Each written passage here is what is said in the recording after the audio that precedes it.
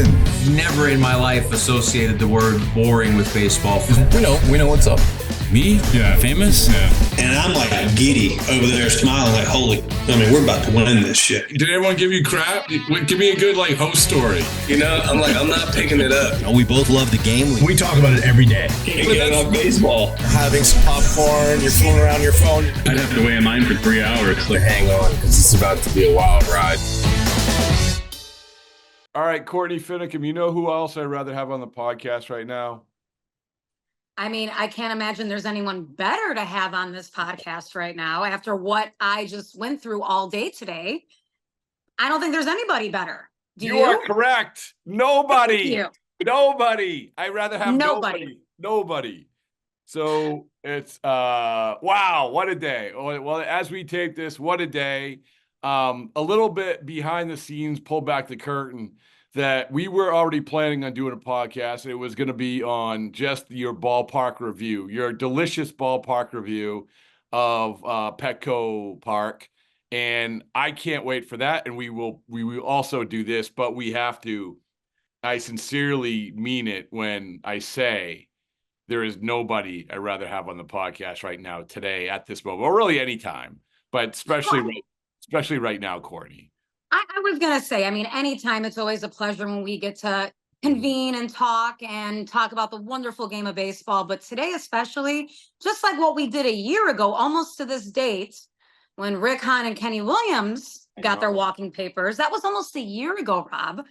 And here we are again on a very special occasion in my White Sox life, speaking to you again about this joyous, joyous day. But there's a lot to say. Yeah, there is a lot to say here. So I'll probably at some point in this podcast, and maybe right now, I'll drop it in, pull up part of the interview that we did with Pedro Grifol, where I think we came away from that. We were both like, let's go. Absolutely. We're all fired up. Let's go. Absolutely. And I want to preface this by saying Pedro seems like a very good guy.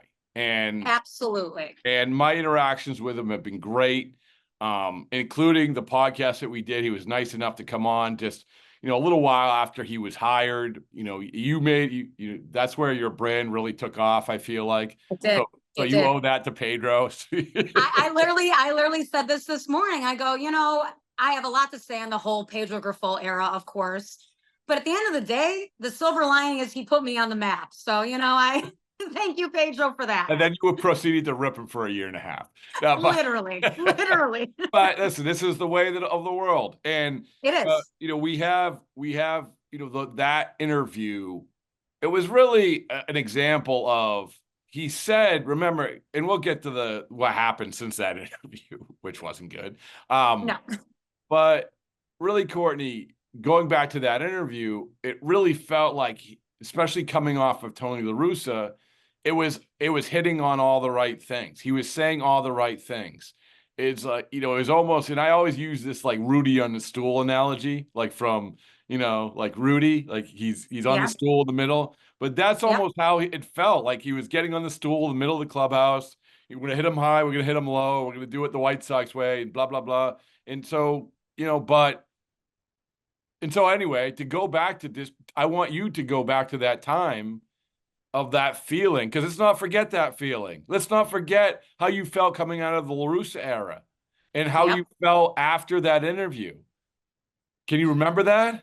And I've been thinking about this really the past couple months, because I have circled back on everything he told me. And again, to your point, he gave us close to an hour on that interview. I mean, he gave us thoughtful answers. He gave me thoughtful answers.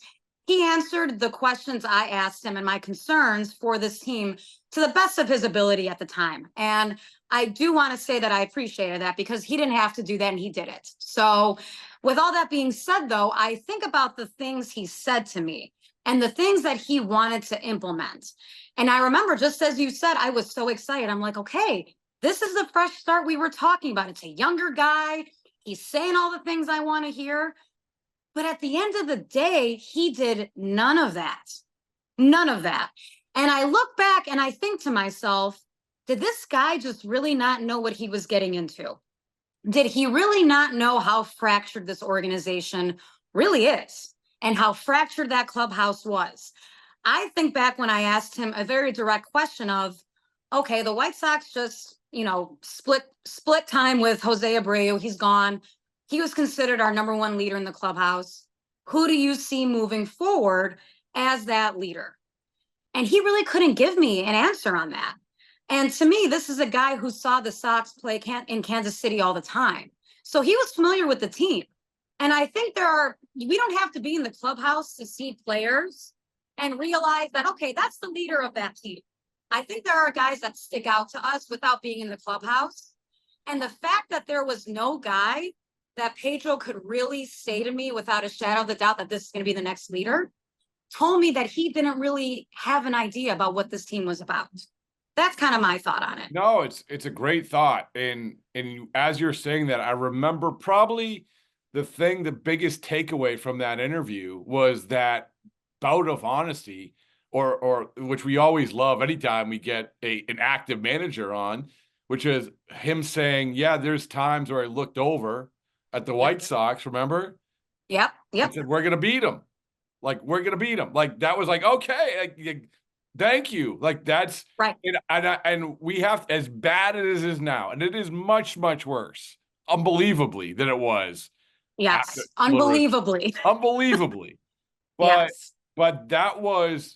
it was such, for White Sox fans, when they heard that, number one, they were like, yes, thank you for someone being honest and saying that, because that's what we thought. But also that was how bad it was. It was bad. It was very bad. And we thought, I remember, and I laugh about it because we thought the Tony La Russa era, it couldn't get much worse than this. Like, we literally in Chicago said those words. Can't be much worse than Tony La Russa. Are you kidding? And here we are, not even 2 years in to the Pedro Grifol era, and he's 101 games below 500. 101 games below 500. That is unheard of. And whether it's 20% his fault, 50% his fault, 80% his fault, which it isn't, you gotta have accountability here. And he had to be the fall guy. It was the easiest thing. It goes back to, you can't fire the whole team, but I do want to go back to sort of how we've gotten here from there. And I think because it just seems like it spiraled out of control. And here's my thing. Here's my guess. I want you to disagree with me. Don't agree with me if you don't agree, Courtney. Okay. Rob, have I ever agreed with anyone or you if I didn't really agree? Fair. That's fair. Come on. That's fair. But when you got there, as we know from the 2023 White Sox, it was a terrible clubhouse. And you mentioned Abreu, not having Abreu there, but it was terrible. And it was. We have like an unbelievable amount of examples, some public, some private, and everything else. But it was a terrible clubhouse, and I don't pin that on Pedro Grifol. Now, I do think that Pedro Grifol came in to, and this sort of like, and I've seen this happen before, Courtney, where a manager comes in and says, it's been bad, so we have to do it 180 degrees different. That's always a dangerous thing, because I agree. Because the players, baseball players, are creatures of some habit. So when you say, whether it's like early in spring training where Pedro Grifol is basically treating the veterans like the rookies, which it doesn't really work a lot of times. It does not. No. Yep. And I do think that Pedro sort of evolved. He's a first-time manager, but my point is that from the minute you got in that clubhouse and then you're doing this, you're almost swimming upstream, because the clubhouse never was getting better. And I don't think that was Pedro Grifol's fault. I think that was the construct of the team, right? It was the construct of the team. Absolutely correct. And I don't think Pedro, to his credit, fully grasps how broken this clubhouse was. I don't think he did. I also don't think he really understood that 80% of the time you're going to be down a Yohan Moncada. You're going to be down a Luis Robert. you're going to be down in Eloy Jimenez. You're going to have these alleged core guys of the Sox out for a long period of time. And another thing that stood out to me about that Pedro interview with us was that he said, during spring training, we're gonna make these guys go out there and practice harder and blah, blah, blah, blah, blah. How are you gonna make, at the time, a Tim Anderson, a Yasmani Grandal, Luis Robert, how are you gonna make them practice harder? Like you just said, these are guys that were a creature of habit. And then as we saw, as this tenure went on, Pedro was terrified of these veterans.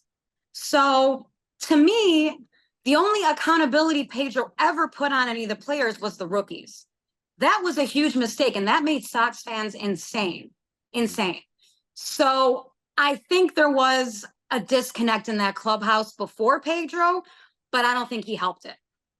Yeah, it's all good points. And I'm not just saying that because I'm agreeing with you. So I want to disagree, but I can't. You do want. It's hard to disagree with me. I know this team, unfortunately, like the back of my hand. It's really like, how could I disagree? I would disagree with you. That's it. Maybe I'll disagree when we start talking about Petco Park. I don't know, but I don't know. I probably not. But you're right about the not being able to change these players because these are baseball players who don't want to be changed, and they might change for a little bit, but it is what it is. And I think that another thing it seemed was that Pedro Grifol has been around baseball a long time. He knows how long a baseball season he knows how things can change in the blink of an eye. So when something happens in April of 2023, May of 2023, June of 2023, he also knows that, in baseball, it's not like you can give that, again, Rudy on the stool speech and have a team meeting and everything's going to change. Because if you have the team meeting, Courtney, then you lose the next day, then you use that team meeting bullet. So exactly. Yeah. So I think that he always, from my perspective, he always understood or always had that in his mind. I'm going to stay positive because it's a long season and it's a building thing. The problem is, and you can speak to this better than I can, it seemed like the positivity in public was, and we don't know what, exactly behind the scenes, but in public, the positivity was maybe more overboard than it should have been. I agree. Yeah. I agree. And allegedly, and again, you hear different things from different people. I have my own sources. You have your own sources. Allegedly, that rah positivity was kind of fake, to be honest. That what he was saying out in the media wasn't exactly translating on how he was handling these clubhouse meetings, talking to the players. There was a report out literally last week that Pedro basically told the players, guess what? If you break the losing streak record, that's on you guys. That's not on me. Allegedly, that was the rumor that kind of went on. There's been a lot of chatter, really the entire season, about the clubhouse being lost for a long time. There was clearly a disconnect in this clubhouse somewhere with Pedro and the players. And I would argue that because you see other teams, the next closest team, even though they're really not that close, to the White Sox and being how bad they are the Rockies. Now, you see the way the Rockies play. They don't play like the Sox. Like, the thing that stood out to me the most about how the White Sox were is how they looked when they lost. You look at the way the A's play. The A's play hard. Hotze's got those guys playing hard. Bud Black, a very well-respected baseball man. These teams that are losing did not look like the way the Sox looked. I don't know how to properly explain it, but they just looked like they didn't care. And to me, that does show me a little bit about how they respected Pedro as a manager. I agree. Like you talking through it, being around the Rockies a little bit, I see that. It's because I've been around the Rockies a couple times this year. And I'm thinking, how do you've been bad for a few years now, and how do you do it? But you never get that sense. And I don't know, maybe, but you never get that sense that if things were just going off the rails, Right, like chaos. You don't get the sense from the Rockies that there's constant turmoil in that clubhouse. No. You get that sense here. You get it here. And I truly, as much as it's not 100% Pedro's fault, but he does play a role in this. And I believe it's his management of the players and how things have operated since his tenure. I mean, if the Sox traded positions with the A's and the A's players were playing on the south side of Chicago, including Mark Kotsay as the manager, this team would look totally different. You know, I've seen the A's play a lot in these last 2 years, and that's a team that's fun bad. I thought the Sox could be this Oakland A's team. I thought they could be fun bad, grind out wins on occasion, and that just hasn't happened. I like so that. to me, Did you make that up? Fun bad? I've used fun bad for a while. I've never used fun bad in front of you. I don't think so. Fun bad is I good. love that. Yeah. I mean, fun bad. I mean, the Oakland A's are fun bad. Yeah, that's good. Hashtag fun bad. That's it. So, you know, so when and you said something about, you know, this isn't all Pedro's fault, and we're focused on Pedro because he was fired. But let's go back to last year. So, you know, the clubhouse is bad. It was a talented team, but it was utterly dysfunctional. You get to the trade deadline, you're selling off 1 million people. It's over. It's over. I think there was a time, even 2023, where there was, maybe they could make a run, and then it sort of went off the rails. But everybody knew, and we talked about this, that everybody knew that they were going to have an element to that roster, and so they did. Like they did, right? They did. They actually did. But at the end of the day, so you come into this year, this is the question I have for you, is that, okay, you know, we focus on Pedro and all the shortcomings and how, you know, he's to blame for a lot of this or some of this. How much is it to blame for the talent? When you come into this year, how much of a lack of talent there was? Because I think that some of the blame has to go to Getz. I think a majority of this blame needs to go so to okay, Getz. let's here we go. Here's a fun percentage. Yes, go ahead. Yeah, okay. I think. Oh, so okay, we're gonna do 3 categories. We'll put up the poll. Okay. Blame pie. Chris Getz, Pedro Grifol, players. We can't. When I say players, I'm talking about players, the mentality of the players. Like, because Chris Getz falls under the getting the good players in. So right. Well, I mean, if we really want to put blame and put the percentage on blame, to me, this starts way at the top, and that's ownership. Oh, strike that. And it's not even close. Strike that. It's not even close. Right. I mean, I'm going to say ownership, Getz, Grifol, players, ice cream shake. ice cream. Hey, at the very least, 0%. We still have the milkshake. At the very least, we still have that. Evan, please cut that clip. Save it. Thank you. We at least have White Sox 2024 White Sox : we still have the milkshake. Guys, 45 games left. We still have the milkshake. There's a reason to come out to the park. Did you have you partaken in the milkshake? I did. Yes. We did a whole podcast about the milkshake. I can't. You've been to so many ballparks. I don't know. I have. But yeah. Yes. I mean, that was one of your best lines. One of the best lines. And I'm paraphrasing, but this team is not made for milkshakes. It's made for alcohol. And it is. And it still is. Anyway. Yes. Ownership gets Grifol players percentage. I mean, I would be willing to throw 100% on ownership. Ooh. Because because without Jerry Reinsdorf as the owner, we would have never even had Chris Getz as GM. You know, he got this role that was completely undeserved to him. I mean, he oversaw the minor league team, a very flawed minor league system that was not developing players. He got moved up the ranks way too quick. And, you know, most GMs or most owners would be looking outside the box of their White Sox realm and looking for talent and baseball minds outside of whatever world the White Sox exist in.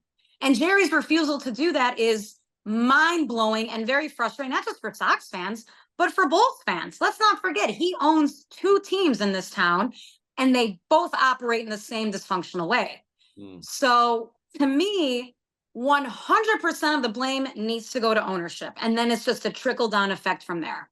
I mean, if you put I don't know, if I'm no math major, but if you put 100% in one person, everyone else is getting 0. That's it. All right. That's it. All right, I guess so. This is how I phrase it. And I think that you raise a lot of good points. But let's take ownership out now that we know that 100%. Now we're left with Getz, Grifol, and the players. What's the blame pie? I would go taking out ownership, which is hard to do, but I would go probably 65 to 70% Getz. Okay. I would, because he constructed this team, right? I mean, he came out in the offseason and said he didn't like last year's team. He said those exact words. And to come back and now with this team that's potentially going to lose and break the record for the all-time losing games in a year, that is horrifying. And they did this with, let's not forget, with pretty good starting pitching. You know, we had Eric Fetty for half the year, who was great, and we have Garrett Crochet.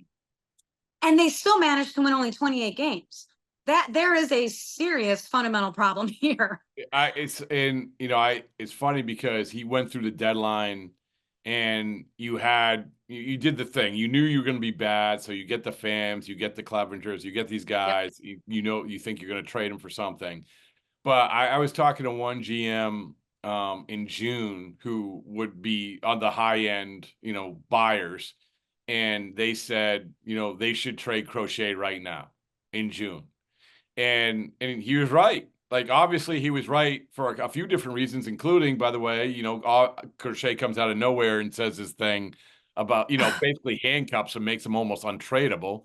And, literally. Yeah. And so, but that's one of the things that, you had to do if you're a Chris Getz. So, yeah, I mean, I don't disagree. And remember, Courtney, too, is we knew that this roster had to be turned inside out. We knew that the dynamic had to change. And you could see what they were doing to an extent where, remember, Mike Moustakas, Brett, two guys that have very short lives in the White Sox, but were there for, I think, the very tangible reasons. Mike Moustakas, Brett Phillips.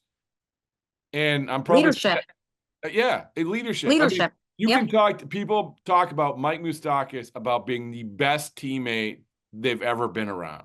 Always been a fan of his. He was on the Angels towards the end of last year. Mm-hmm. Not only did that guy produce, but he was beloved in that clubhouse. So that is a guy that can, obviously he was signed for that reason. And, there's something fundamentally very, very wrong with this team. And to me, it will always start at the top. Okay. I mean, so we get into this losing streak, or when things really went off the rails. And you had mentioned that report. I heard that as well about, hey guys, this is going to be on you. It's not going to be on me, which is, by then it was over anyway. I mean, let's be honest. Exactly. But is there anything that could have been done? Did you said, like, and I see, like, your reaction, like, what do you do? Like, you're very knowledgeable. I'm doing a terrible job of capturing the right words, but you're very adept at finding the things that, oh my goodness, that was a terrible play. What, this is a reason why the White Sox are losing. And so, but what could have been done? I mean, this is not what could have been done them in contention, but I guess what I'll say is, Courtney Finnicum, you're the manager of the White Sox. All right. Congratulations. 2024. I guess congratulations. It's a paycheck. So good point. Yeah. But so you're the manager of the White Sox. You're presented with this roster that Chris Getz had. what would you have done differently? It's a great question. Thank you. This is why you're a reporter. This is why you're the best in the business. This is why. I am, as Mike Hazen said, the Nostradamus of podcasters. So, and he did say that, and I saw that quote, and very, very well done there. thank you. I do think there wasn't a lot to be done here. I would agree with that. I do, however, would argue that I thought the defense would be a little bit better this year than last year. That has not been the case. In fact, it's been worse. And to me, I don't know how that's possible, because they had certain guys that were actually supposed to play their position. Like, they had Nicky Lopez in the infield. Dominic Fletcher was in right, an actual right fielder. Why this defense is so bad, only they know.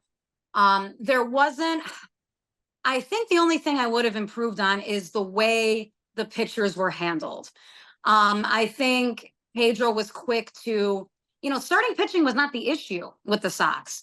And I feel like there were times where Pedro was quick to take the hook on some of the starting pitchers, a Crochet, Fetty, putting them on, certainly Crochet because he's been injured, putting him on, obviously a pitch amount, you know what I'm trying to say. Yeah.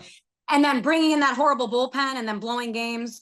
I think there was a lot of that going on that maybe could not have, there maybe would have been 5, 6, 7 more wins if that wasn't the case. But to Pedro's credit, there wasn't a lot to be done with this roster. And that is why I look at Chris Getz as 65 to 70% of the blame.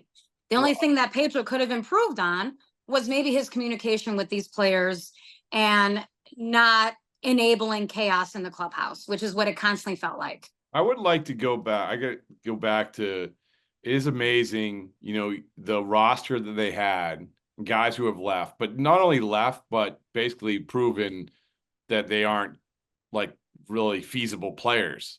Tim Anderson jumps to mind, obviously. Elvis Andrus was another guy who they brought in at the time when they brought in Elvis Andrus last year. Oh, this guy is going to help us actually compete for a playoff spot, and it is what it is. But it was like these guys didn't have their gloves broken in. So literally, and you can go down the list, and obviously Luis Robert. We've talked so much about him, about this guy should be a top 10, maybe top 5 player in the game, and he's not. He's just not. Eloy Jimenez, you just gave away. You just gave away. I mean, you can make an argument that they just gave Dylan Cease away. I mean, we saw how much Preller gave up to get Tanner Scott and Adam. I mean, 4 top prospects they gave up. And Dylan Cease is an ace. I mean, he's been great for the Padres. He was great for us. And we didn't get nearly enough for him.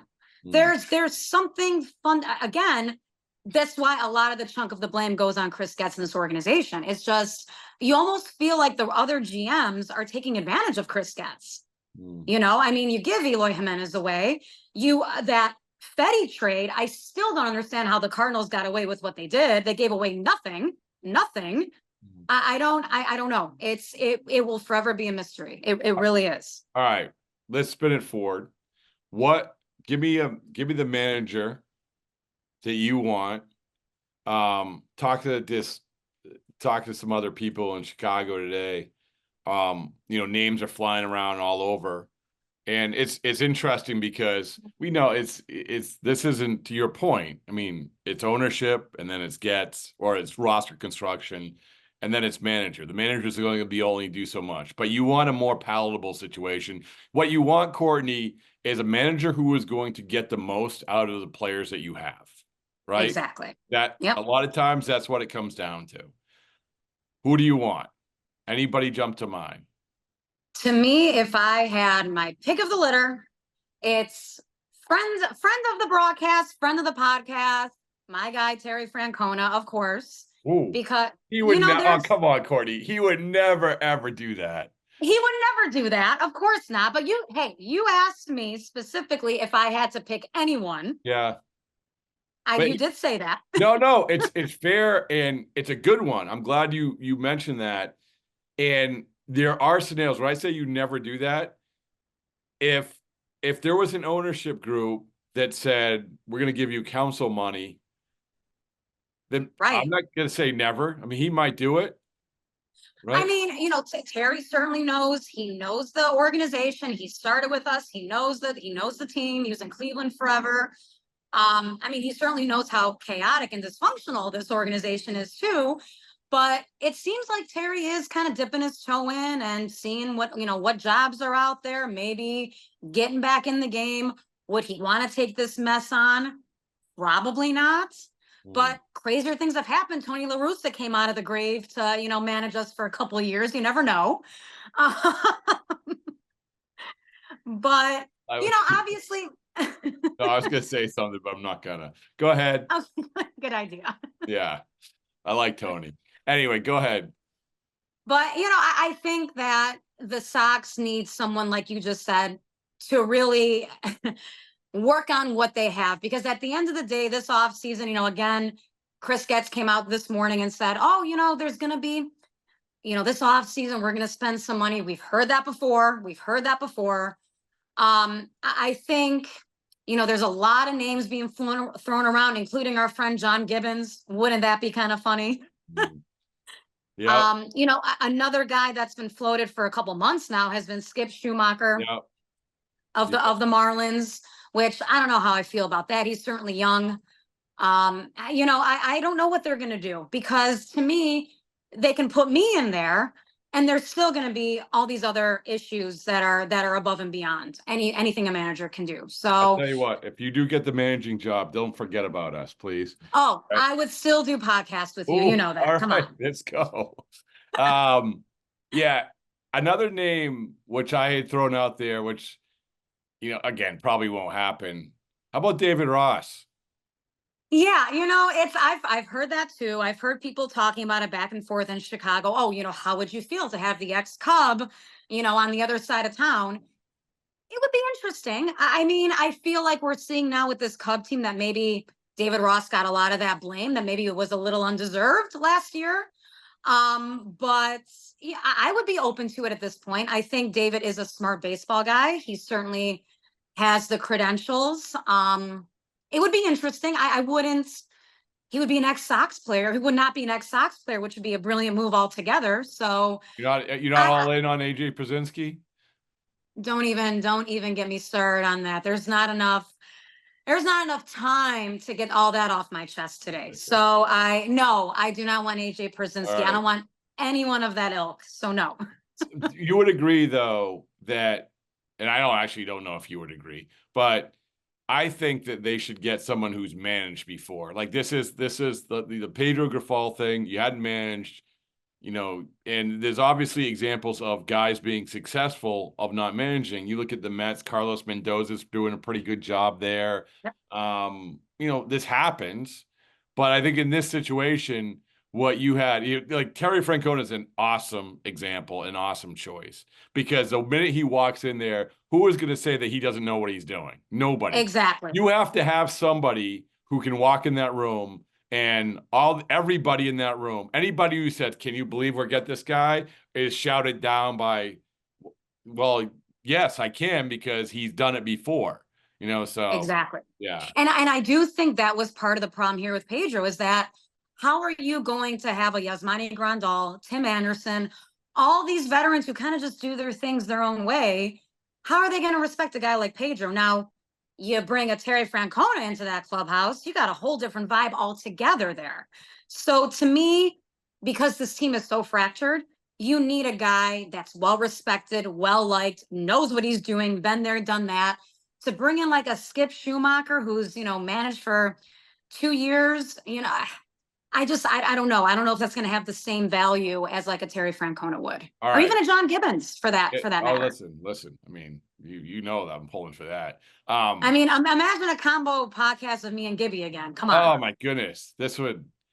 Believe me, like Ben's current, and I think he's on the podcast tomorrow. So yeah, there you go. Yeah. First time as Mets bench. Actually, first time this season as Mets bench coach. So, Courtney, before we get to the ballpark review, which I appreciate your time. What's the weather like there in Chicago today? It's been actually really pleasant. It's about 80, sunny. It's going to look like that for the next week or so. I'm actually very pleased about this. This is good. Perfect. I just didn't know if I was taking you away from I don't know, walking the beach. I mean, I don't think I can get any. I don't think I can get any tanner, Rob. I work on like this. It's like you hit peak time. You can't. It's like me. I'm like reached full muscle capacity. I can't get any stronger or bigger. All I can do is maintain. Same thing with your That's tan. it. That's it. I mean, we're fast approaching mid-August. I've been working on this since mid-May. You've hit the I've hit my stride. You've hit the sweet spot. There you go. I'm right where I need to be. I'm good. I'm good. Now it's just about maintaining. If you can only maintain that for another 6 months, you'll be good. And I got Arizona in a little over a week. I'm gonna be set for at least October. I'm good. Perfect. You got it all mapped out. I like it. You have a tanning plan. I have a tan. I always do. I want to do a graphic of that. Courtney's tanning plan. We should have done that. We should have started this in the beginning of the baseball season, like early May. No, this is what we should do. It's never too late. It's true. we should do, because it's easy to have a tanning plan now, right? True. Let's do a tanning plan from, let's say September 1st to spring training, because that's where people are, in order to not show up to spring training looking ghostly. I can never do that. Right? That. Never. Right? Never. Every baseball team needs an off-season plan. We need a tanning plan. So I will get you a little secret of what I do in the off season, but no. I don't usually admit to this publicly. Oh no. But I do the fake and bake. I do. Do you? Do you do? I do. And again, people care about this, but do you do the spray, or do you do the thing? I can't do the spray. I can't. I gotta have the real thing, man. I gotta have it. Listen, I learned this in the professional wrestling world. Okay, there's a quote. Everybody looks better tan. Everybody, and even if you're not in great shape, tan fat looks better than pale fat. Everybody knows that. Can I just tell you this? And I don't disagree. And we're gonna get to the ballpark review in a second. Eventually, we'll get there. But you're absolutely right. Number one, you're absolutely right. Everyone looks better with a tan. But at the same time, I do cringe of the people who just eat their face off and don't actually and whatever, and then they get. And I mean, one of them may be running for president right now, but it's like it's so. It's like you can tan, but it's not gonna. I'm not saying like what you're saying is accurate, but let's not take it to the extreme. Well, and I agree. And the older I've gotten, I mean, just like with anything, the older you get, you learn about stuff. You're a little more careful than you were in your youth. I definitely protect my skin a little bit more than I certainly used to. I've got skin cancer in my family, man. So like I'm very. So your tanning plan is going to be a safe one. A safe one. Always. It's the equivalent of your off-season tanning plan. The Baseballs and Boring Courtney Finnicum tanning plan is not going to be one where we're going over the luxury tax.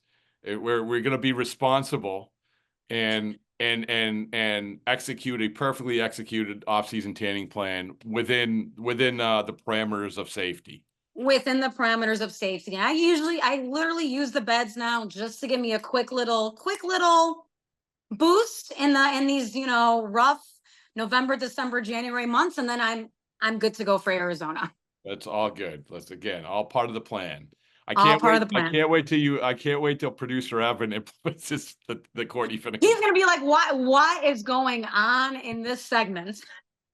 John Gibbons, get ready. The Courtney Finnicum tanning plan is going to help you get the White Sox job. Imagine if that man is the White Sox manager. He's going to have to deal with my insanity all the time. It'd be so good. How can you ever not, how could they ever criticize him? Never, ever. Oh, never. I mean, that man, I literally was saying this morning, that guy is one of my favorite interviews I've ever done. I mean, I adore him. Yeah, he's great. All right. Speaking of tanning and adoring things, you went to Petco Park. I did. This Finally. is the Courtney Finnicum ballpark review. She's done it multiple ballparks. That was now my 27th, so I have 3 more to go. 3 more. Which ones do you have to go? I have Mets, Phillies, Atlanta. Okay. All right. All decent. I mean, I apparently have an issue with the NL East. I mean, I need to I can hit the Phillies and the Mets in the same week if I wanted to. I'm going to power rank those for you right now. Yes. Okay. Mets, Phillies, Atlanta. I'm going to go Atlanta number 1. Because number 1, the area around it, they built up like almost, it's like an outside sort of like tons of restaurants and everything. I have driven past it, so I know kind of what the setup is. But to me, Atlanta, and again, I have not actually been inside the stadium yet, but it's so far from actual Atlanta. And that to me. But it doesn't matter because they have so much around there, Courtney. Like that doesn't matter. True. And also, Atlanta may have the best in-game presentation, I think, in the major leagues. So and I've heard this. That is number 1. The Phillies, there's not a lot out around there. Actually, there's nothing around there except for the football stadium. But that doesn't matter because the ballpark is so intense. Like the fans are so into it. And it's a decent enough park. It's a nice park. And then Citi Field is fine. I mean, I think it's fine. Again, nothing really around there. There's nothing around there, but I've heard the food is pretty outstanding at Citi. So I'd enjoy that. Well, I don't want to spoil it for you. You be your own judge when you of course you get those 3. All right. So Petco Park. Where do we start? So I guess we'll start with expectations, right? Expectations. Yep. What were your expectations going in? So I've talked about this ballpark with so many people. And, this was really the top of my list of parks to get to this year. I wanted to make sure I finally crossed off Petco Park. And my expectations were that I was going to be blown away, that this was going to be at the top of my list, number 1 with a bullet over Pittsburgh, over San Francisco. And it did not disappoint. And I think part of that is the atmosphere. I mean, they were playing the Dodgers, I mean, would it be as fun if they were playing like the Rockies? It probably would be. But that atmosphere, the fans being into every single pitch, what really just kind of was the cherry on top for me. Would you be, I'm just going to cut to the chase. Would you put this as your number 1 park? I would now, absolutely, yes. Ooh, wow. And I have very specific reasons why. Okay, well, rattle them off. So the way I look at ballparks is location, right?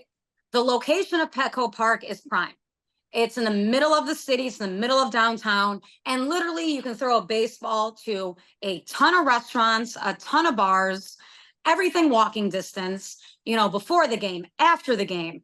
It's a very festive atmosphere, ton of hotels. You can literally check into a hotel and be overlooking, Petco Park. The location is prime. It's fantastic. And then the second tier for me is concessions. What do they have to offer? What is unique? What is fun? And another thing that I look for is the kind of local flair. Are they supporting local restaurants? Are they supporting local breweries? And Petco Park does that beautifully. I mean, their craft brewery scene in that park is fantastic, just like their city is. Mm-hmm. And that to me is very, very telling of, the culture and the thought that they went behind in kind of structuring this park. And one thing that absolutely blew me away besides the concessions, they have a full-blown wine cellar in that ballpark, a full-blown wine cellar. No other team can even compare. No other ballpark can even compare. You walk into this place, it is pristine. There are hundreds of bottles on the wall, hundreds of bottles available. You can buy a bottle. I'm like, that's it. What They're did the winner. so which begs the question, A, did you see one single pitch of the game? And and B, what did you partake in what did you partake in like across the board? So you know my rule. Any new ballpark, I get there early. And I knew I had to give myself a lot of time at Petco because A, the crowds are going to be crazy, sold out those 2 nights in a row. And I really wanted to walk around. I wanted to see what was available concession wise. I wanted to get a feel for the park, and I'm glad I went there as early as I did, because the best thing I've had maybe in a ballpark in my entire life was their Puesto Tacos. Do you know about this place? No. Well-known place in San Diego. It was in the park, though. In the park, the park. Bar none, the best tacos I've ever had at a stadium. Bar none. And I got also a margarita, a pineapple watermelon margarita at that stand as well, which I thoroughly enjoyed. I never even heard of that. Yep. Puesto Tacos. I literally had people messaging me on social media about how this is the best taco they've ever had in their life as well, by the way. Okay. So well known. And then when I discovered the wine cellar, that was a game changer for me. That was a game changer. So you get the Puesto Taco. You have the pineapple margarita? Pineapple watermelon margarita. Yeah. Which is wild. And then you go to the wine cellar. Is this all before first pitch? So the tacos and the margarita was before first pitch. Yeah. And then the wine cellar was probably about the third or fourth. I had to space it out a little bit. Okay. And so I discovered the wine cellar. Did you get a bottle and take it back to your seat? I was tempted. I was very, very tempted. I did 12 ounces. They gave me 12 ounces of Prosecco. All right. And then I got a meat lovers pizza slice. I've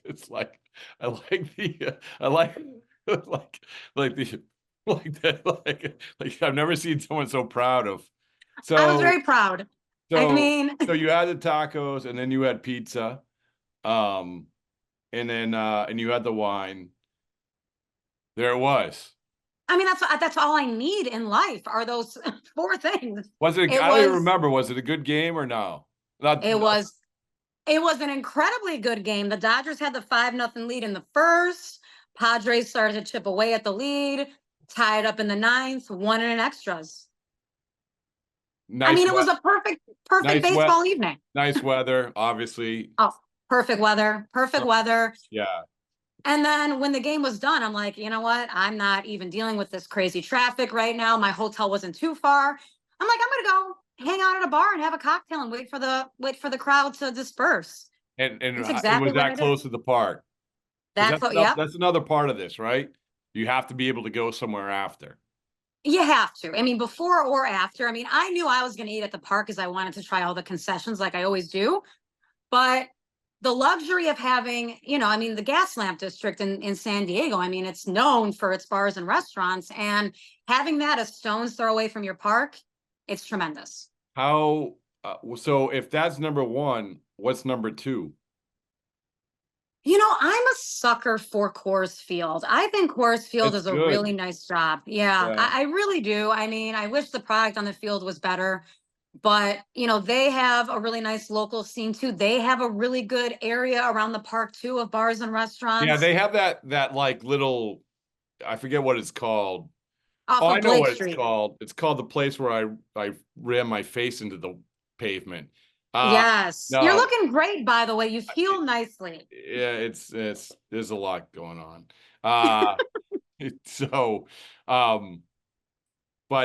there was that square. I think it's called a something square, but it's right across from Coors Field. But I agree, like it's pretty good. It's pretty good. And of course you give the nod to San Francisco as well. I think they are definitely in my top 5. Pittsburgh, I actually think Pittsburgh's a tiny bit overrated. I'll probably get killed for that. It went from underrated to overrated. not Agreed. tremendously overrated, but everyone was like, oh, you know what is really good and nobody knows is Pittsburgh. Yeah, no, everybody knows now. Everybody knows now. Yeah. Yep, agreed. So Yeah. I think it went from one of the best to now being, they slipped out of my top 5. They're now in like the top 10. I think it's a tiny bit overrated now. But the West Coast has some nice ballparks. That is for sure. We had on where was this? Oh, this on the radio show. We had who went to the Dodger Stadium? Someone went to Dodger Stadium recently, and they say, "Oh, it's overrated." And I don't agree with that. I no, like Dodger Stadium. No, I don't agree. I don't agree at all. I love it, and Yep. and it's I know it was the brand manager for WEI, Ken Laird, and he's like, so he went to Dodger Stadium, went to Angel Stadium, and he's like, Dodger Stadium, it's just sort of old, and there was whatever. I'm like, no, the scenery, it's unique. It is. The vibe is different. The fan base is different. And so I really, really enjoy it. Now the concessions kind of stank. Yes, they do. Yeah. But if you compare it to Angel Stadium, like Angel Stadium is sneaky old because they have the fake rocks, the Disney rock in center field. So it's Disney rock new, pile. but if you go up in the balcony, it's decrepit. And so, yeah, so I'm like, no, I like Dodgers. I think Dodger Stadium's pretty good. Dodger Stadium is definitely in my top 10 because it's unique. There's a lot of history there. There's a lot, it's the way it's constructed. It's different. I've always liked it. I like the big speaker out in center. The sound system's kind of fun. Another stadium I like that's older, and they've certainly done the renovations. I'm a big fan of Camden Yards. I've always been a fan of them. To me, honestly, Courtney, like Camden to me still is number one. Really? Still? Yeah. I think for concessions and things, the Patco is the best. I don't think there's any question. And that was even without the wine bar.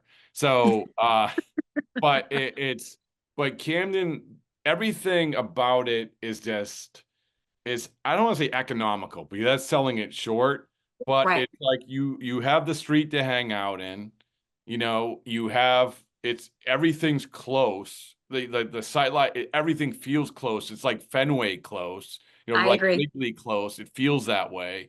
And I know that Baltimore isn't, it can be a little rough sometimes, but still there's enough stuff within walking distance. It's okay. And it's right down. I agree with you. So, yeah, I mean, I still put it at number 1 for me when people ask. So, I mean, it's definitely, to me, I would probably round up my top 5 with Camden being 5th for me. I would think so. I would think, now with my 27th behind me, I'd probably put Padres number 1, Coors number 2, San Francisco number 3. 4 would probably be, I like Seattle. I do. all right. I do. And then Camden would be my 5th. Oh, all right. All right. Let it be said, let it be done. How about Fenway? Oh, Fenway's top 10, of course. Even, you know what? I've actually, in my older years, I have grown to even appreciate going to games at Wrigley. Well, I think the thing about Wrigley, and you know it because you live there, but it's the area around it. Like, this is what I say about Fenway and Wrigley. And actually, I had a awkward interaction with Bill Murray at the airport. Last year about this. Yeah. Well, he's a diehard Cub fan. Diehard. So he was in Boston for a golf tournament. And, I had to forget how it was like 8 a.m. And so this is the thing is that, like, I don't know if you ever seen this photo of what I took in the 1993 All-Star game where Bill Murray took the first ever selfie with a disposable camera. So I'm I've probably talked to you about this before, but this is the opportunity there's Bill Murray sitting by himself. I go up to him and whatever. And so I say, I forget how it was. Wrigley, oh yeah, like Wrigley's like in Fenway. He's like, don't even put Fenway in the same conversation as Wrigley. Don't even do it. It's like, I'm trying to have a good morning. And that was like the end of that conversation. So that was it. That was it. I was like, okay, I'm thank you. And I'll move on. but my thing is Fenway's a better ballpark because I think that Wrigley hasn't renovated enough. Like it's almost like too old, and so like there's a lot of parts of Fenway which are new. I agree. And the wall and the right field deck and all this stuff. But when it comes to the stuff around it, it's not even close. Wrigley blows it away. Now, I will say this. They're changing that. They're investing a ton of money into Fenway, and they're going to make that whole thing, build it up. But Wrigley, that's what struck me, Courtney. Like there were so many things, places to go. There are a lot of things. Now, I will say, because I live here and I live fairly close to Wrigley Field.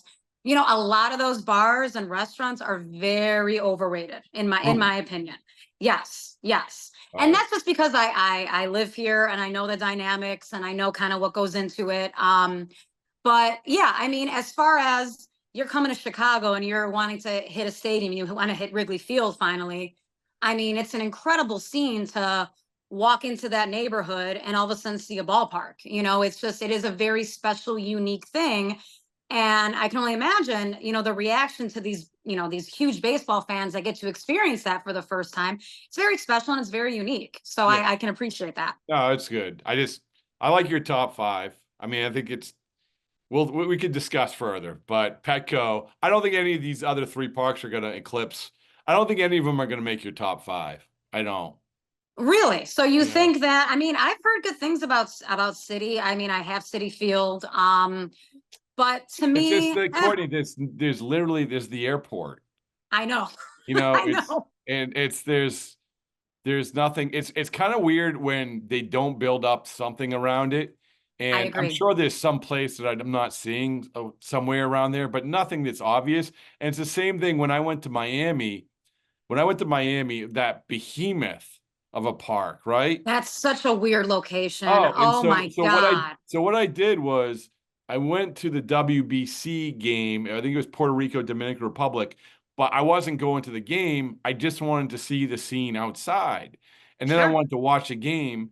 And there was literally, I walked into places I should not have been walking into looking for a sports bar. And there was nothing. It is the weirdest location of a stadium I think I've ever seen. Honest to God.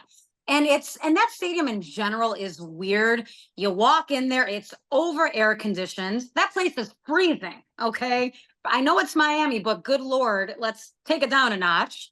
They never open the roof. It feels very sterile. It's like a mall. I was not a huge fan. Here's a controversial take. Second best stadium in Florida. Oh God. I know you want me to say Tropicana, but I can't and I won't. So here's the reason why, right? I'm not saying Tropicana feels good. I'm not. And for a working perspective, it's great, but no one cares. I've heard that. No one cares about that. Right, so I've heard that. But I will say this. St. Pete has taken it up a notch. I love St. Pete. The area is fantastic, but I'm against Tropicana Field because that was originally built for the White Sox. So true. You want a good story about that? Always. Want to punctuate this with a good story? Always. So remember Vaughn Hayes? Of course. Yes. Yeah. Did I tell you this story or no? Refresh me. All right. So when Tropicana Field is made, and you know why the roof is tilted? When I hear it, I'll know it. Yes. Air conditioning costs. That's it. Yep. I didn't know that. So when they did it, they got all the dignitaries out there and they're okay, we're gonna test this out. And Vaughn Hayes was out in the outfield and they hit a fly ball. And I apologize to the Vaughn Hayes family if it wasn't him, but this is what I was told. So and he's like, I can't see it. I can't see the ball. And it drops. And they're like, oh no. We have to change the whole roof. And then he was just kidding. He was joking. Oh my God. I never heard that story. That is unbelievable. Unbelievable. Yeah, good Tropicana Field story. There is no better way to punctuate this podcast than with a good Tropicana Field podcast. That's it. But I can never support them because that was supposed to be the home of the Chicago White Sox.